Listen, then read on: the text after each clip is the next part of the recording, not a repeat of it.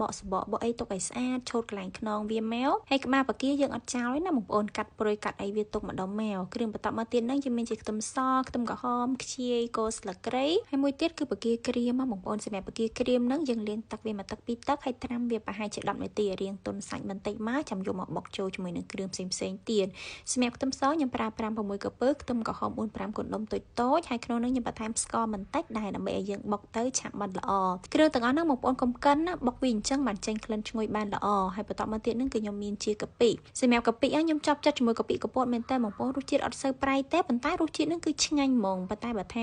កាពិកែវអីខ្ញុំមិនសូវចូលចិត្តមែនទេសម្រាប់ខ្ទឹមសខ្ទឹមក្រហមយើងបុកវាឲ្យម៉ត់មកប៉ុន្តែបកាក្រៀមជាមួយនឹងកាពិអីហ្នឹងយើងដាក់ចូលគ្រាន់តែញុំឲ្យវាបែកតិចបានហើយបន្ទាប់ពីយើងត្រៀមគ្រឿងក្រៅរួចរាល់ហើយគឺយើងមកដាក់ស្លទឹកពុះយើងបើកគម្របហើយដាក់ក្បាលបការបស់យើងជាមួយនឹងខ្ជាយស្លឹកគ្រៃអីហ្នឹងដាក់ចូលមុនគេមកហើយសម្រាប់ក្បាលបកាគល់ស្លឹកគ្រៃខ្ជាយអីហ្នឹងដាក់ស្ងោរប្រហែលជាខ្ទង់5-6នាទីឲ្យវាចេញជាតិទៅក្នុងទឹកស្លសិនចាំយើងស្រង់វាចេញសម្រាប់គល់ស្លឹកគ្រៃនេះបងប្អូនអត់ចង់ស្រង់ចេញក៏បានដែរហើយក្បាលបកានេះក៏អញ្ចឹងចង់ទុកក៏បានចង់ស្រង់ចេញដូចខ្ញុំអញ្ចឹងក៏បានបន្ទាប់ពីហ្នឹងមកចាំយើងដួសគ្រឿងដែលមានដូចជាខ្ទឹមសខ្ទឹមក្រហមកាពិជាមួយនឹងបកាក្រៀមហ្នឹងយើងបុកឲ្យស្រាប់ហ្នឹងដាក់វាចូលជាមួយទឹកស្លមកហើយខ្ញុំដាក់បន្លែចូលហ្មងសម្រាប់បន្លែគឺខ្ញុំប្រើតែ3មុខទេបងប្អូនមានជាយើងមានជាស្ងៀតពោតល្ពៅជាមួយនឹងផ្សិតចំបើងប៉ុន្តែបើសិនជាបងប្អូនចង់បន្ថែមបន្លែបៃតងដូចជាត្រួយល្ពៅអីទៀតក៏បានដែរ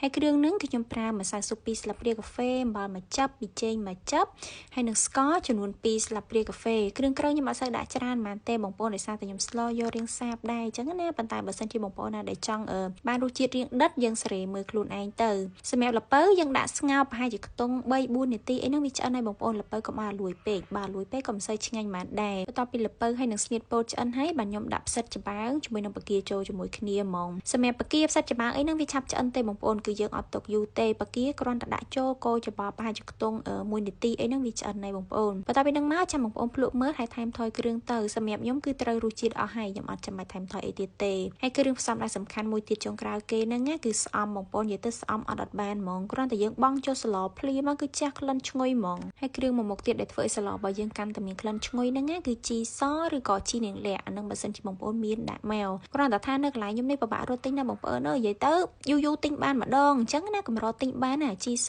ជីនាងលក្ខអីហ្នឹងហើយស្លរបស់យើងបន្ទាប់ពីបង់ស្អំចូលហើយគឺរួចរាល់យើងអាចយកទៅញ៉ាំបានហើយស្លមួយមុខនេះគឺខ្ញុំអត់ធ្វើញ៉ាំជាមួយបាយណាបងប្អូនរសជាតិគឺខ្ញុំយករៀងសាប